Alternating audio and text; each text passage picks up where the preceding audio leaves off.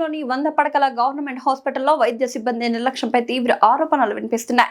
General వార్డులో ప్రాణాలతో చెలగాట. నిరుపేదలకు మెరుగైన వైద్యం అందించాల్సిన గవర్నమెంట్ ఆసుపత్రిలో అందుకు విరుద్ధంగా బాధ్యత రాహిత్యం రాజ్యమేలుతోందని తాజాగా వెలుగు చేసిన ఒక ఘటనలో కాలం చెల్లిన సెలైన్ బాటిల్స్ ను రోగులకు ఎక్కించడం ద్వారా వారి ప్రాణాలతో చెలగాట మాడుతున్నారని తీవ్ర ఆరోపణలు వస్తున్నాయి. జనరల్ వార్డులో కూడా ఇలాంటి నిర్లక్ష్యం జరగడం పట్ల ప్రజలు ఆందోళన వ్యక్తం చేస్తున్నారు. ఈ నిర్లక్ష్యంపై ప్రభుత్వం వెంటనే స్పందించి సమగ్ర విచారణ జరిపించి బాధ్యులపై కఠిన చర్యలు తీసుకోవాలని డిమాండ్ చేస్తున్నారు.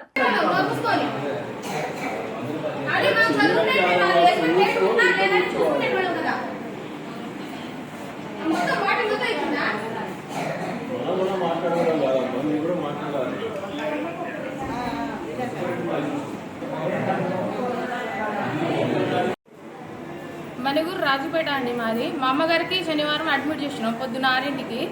అయితే నిన్నటి వరకు బాగానే ఉందంటారు.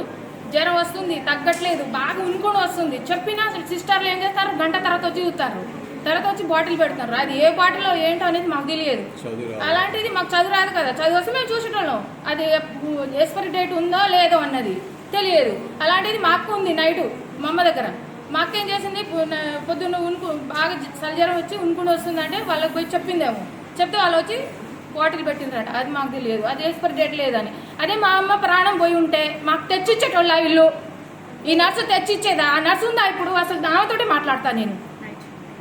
అవసరం ఉంది, మామూలే నార్మలే అంటారు, కానీ అసలు ఏం జ్వరం అనేది ఇప్పటివరకు చెప్పట్లేరు.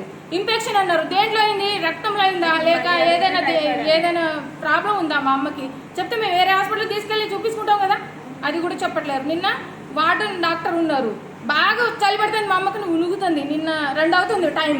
ఆ టైంలో ఆ బెడ్ దగ్గర నుండే చూసి వెళ్ళిపోయారు. ఆమెకి ఏం చెప్పిండ్రో, ఆమె తీసుకొచ్చి ఏం పెట్టిందో తెలియదు. 1 గంటే ఆ జ్వరం తగ్గుతుంది మా అమ్మకి. మళ్ళీ ఏం తిన్నా వామిటింగ్ చేస్తుంది. నిన్న సాయంత్రం 6ంటికి వామిటింగ్ చేసుకుందా అంటే ఏం కాదు, అలాగే అవుతాయి, ఏం కాదులే అన్నారు. ఇక తర్వాత నేను 8ంటికి వెళ్ళిపోయినా. ఆ తర్వాత ఇప్పుడు సాయంత్రం మా అక్క ఉంది, ఇక పొద్దున్న ఇలా చేశారంట. అసలు మా అమ్మ ప్రాణం పోతే తెచ్చిచ్చేటోళ్ళ ఇల్లు. మాకు కావాల్సింది అది. నాకు ఆ నర్సుని చూపియండి, ఆ నర్సుతోటే మాట్లాడతా.